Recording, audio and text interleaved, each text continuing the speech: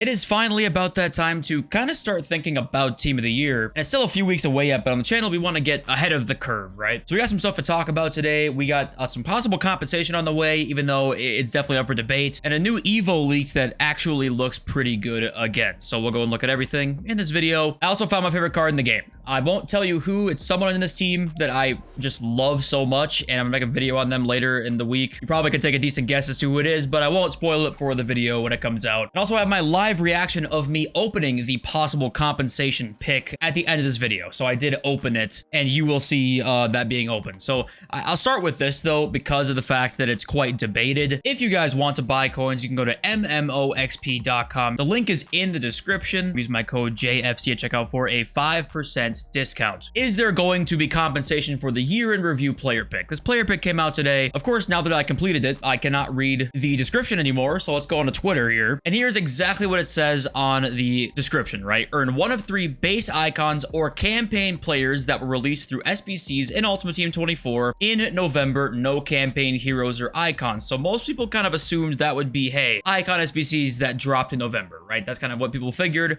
But actually what turns out to be the case is every single icon or base icon is actually in this pick. And it could read that way, but I actually think that's completely intended. I think there will be no compensation coming here. Honestly, I think that the reason it was cheaper was because they had sort of like the base icons diluted with all the campaign players, and it reads like, you know, kind of both ways. Or one of 3 base icons or campaign players, right? You can read it as, you know, just straight up all base icons being in there, and that's kind of what I think it actually is. And to be honest with you, even if that wasn't meant to be the case, the fact they worded it like this, they could just say like, hey, it was intended the entire time, and they just wouldn't give us compensation anyway. So I just think there's almost a 0% chance it's coming. Of course, you never know. I could be talking straight out of my ass, but I think that it's unlikely. So that's kind of it for the content. Let's go into the new evolution that's leaked. It is called Keep Up. It is all positions, which is really nice. You can read the requirements here, you know, max pace 85, max aggression 88. But the most important thing is that they gain jockey playstyle plus, which is really nice to see. So it looks like we're actually going to get another pretty good evolution because it's got a playstyle plus, right? And obviously we do not have like the full boosts yet, but I'm hoping it's good. And you know, if it's in line with the ones we've seen recently, it probably will be pretty good. But I hope more evolutions can come out with all positions, because that just increases the variety and freedom so much. And we're getting so many evos right now that are defender based, not attacker based, which I kind of understand. You know, they want to give us some really good ones. They kind of want to save the insane attacker ones for later probably, but you know, another defender one, at least it's going to be all positions though. And also what the hell happened to these? Honestly, I have no idea. Remember the free packs we're supposed to get? A special pack for you. You're seeing this because you logged on for at least 30 days and the pack was like insane. It was some crazy pack. What happened to these? Because usually when something gets leaked, I mean, it takes at most a few days, and this right now has been like, I want to say a week and a half since this actually was leaked, and we've seen nothing. So I'm not sure if this is ever coming out. I don't know if it's scrapped or what, but these free packs everybody was so hyped up for, just apparently they're not coming. I mean, I shouldn't exactly say that because obviously we never know, but I do feel like as the days go on here, it's probably less and less likely. Also, FIFA Trading Romania just tweeted out like bomb, cold emoji, Brazil flag. I mean, he's just hyping up some leak or something like that. And obviously this is just a ploy for attention, which is just what I'm giving him, so he wins. But there's gonna be some kind of leak soon with something big that's from Brazil.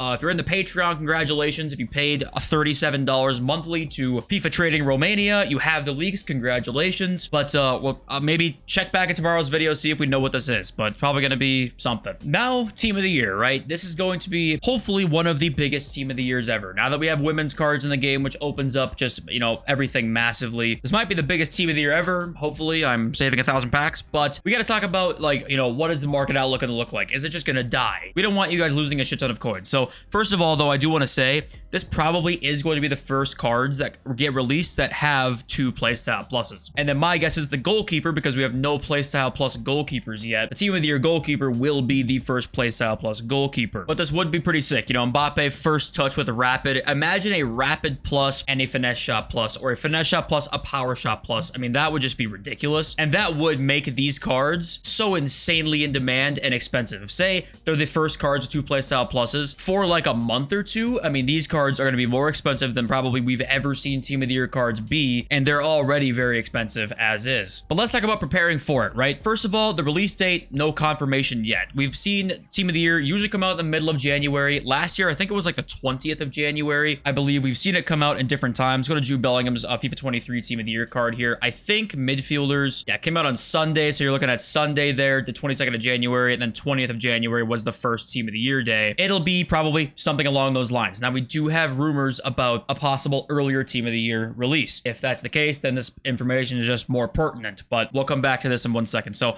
basically, every year the market is kind of very similar around Team of the Year. We always see a very big crash leading up to it, either in the promo or so beforehand. The market kind of stays in limbo for a week until it comes out, and then the market actually goes up a shit ton after Team of the Year. So that's what we want to try and time, right? We want to try and attempt to time the crash and the time to buy, because if you can do both those things, you're going to make a shit ton of coins. So winter wildcards, we know we've had 2 teams already. And if you look here, they actually are still in packs all the way until next Friday. So they just came out of Christmas because, like, Merry Christmas, spend money on the game. They're still going to be in packs for that entire 2 weeks. Like, winter wildcard will still be 2 weeks long. And this is usually the time we see a crash in the market. Now, this year, the market is a lot different than last year for a couple reasons. One, the store packs are insane. 2, promo icons, right? Last year, we had sort of base, mid, and prime icons. Prime icons don't come out until the middle of December. So that's a lot different than an icon that's been out since release date, like a, you know, a regular Eusebio who's 1.56 now, who's seen a bit of a decline recently in price. So what's the best comparison we can make to last year's market? Well, probably just gonna be looking at a meta card that was out of packs, right? If we go look at every Mbappe card last year, let's go and look at like an inform Mbappe from last year here. Let's see, 92. Let's see this one. This card came out in October. It's a perfect example, actually. Here's a really good example to see kind of what this market probably is gonna look like over the next couple weeks here. Winter Wildcards comes out, big crash, right? Goes from 2.4 to 1.98, 1.95. People kind of expecting something bad to happen here around this time, but then, you know, we're still a few weeks away. People will sell too early. They kind of buy back for another week or so. And then once we get even closer, about a week from Team of the Year at this point, or literally about a week from Team of the Year, he really starts to hit a low point and continue to drop. And then once Team of the Year comes out, it's been out for a day or two, you know, it's the 23rd of January. The full Team of the Year pretty much releases on like what, that Wednesday. And then look at the spike we see after that. I mean, it's just an absolutely massive spike. Will that spike happen?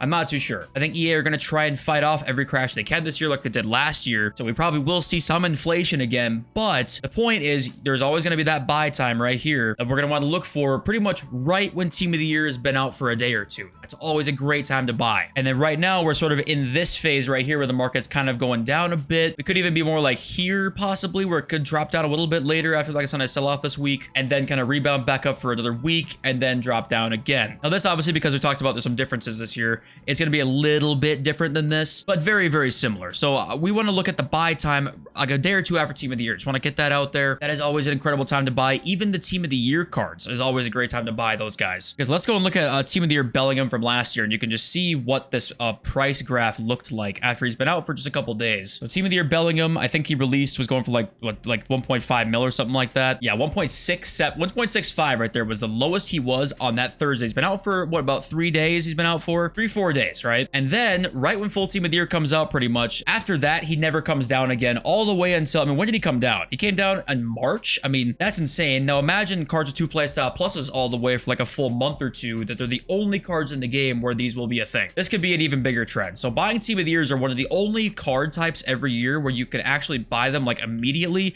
and they're going to go up afterwards. And once again, a massive factor this year that we did not have last year is evolutions. If we get a crazy evolution that comes out almost at any time, the market can fall in certain areas, and that is something that needs to be accounted for, except for the fact that you really can't account for it too much because you don't know how good it's going to be until it drops, really. I mean, you got this Alaba card, this Cancelo, I mean, all the fullbacks, the center backs, we saw a big crash in those cards because we just got some crazy evos. We got a 93 Alaba in December that looks like this, and yes, you know, he is lacking in some areas, but that's still a fantastic card. So obviously it's really tough to know on a daily basis what's going to happen because EA are just so unpredictable because there's so many pieces of content out at a time. But obviously we're going to do our best in the channel. You know, we obviously obviously see leaks beforehand. Obviously, we talk about the leaks on the channel every day, so subscribe if you're new. But yeah, preparing for Team of the Year, in summary, go back and look at that market trend. It'll be very similar to that. And buying Team of the Years or something that you can actually do pretty much right away. And it ends up being one of the best investments really every year. And by the way, EA are giving us coin boosts right now and tradable stuff in SBCs. That tells me they are definitely trying to give the market some boosts. They only do that when there's an underlying reason for it. They're trying to prop up the market a bit because they know the crash, inevitably comes every single year. We saw them start to do this last year a bit. They want to keep that market at least somewhat okay before Team of the Year. And then after that, they want it to explode. My guess is same thing will happen again this year. But okay, I am done talking your ear off. Let's go and open the year in review pick. Okay, so this potentially could be a glitched year in review player pick. So let's turn the light on so you can see. Let's open this up and see if we can get an icon in it. I'm sure I discussed it in the video already. So let's just give it a rip and see what we can get. Do we get an icon?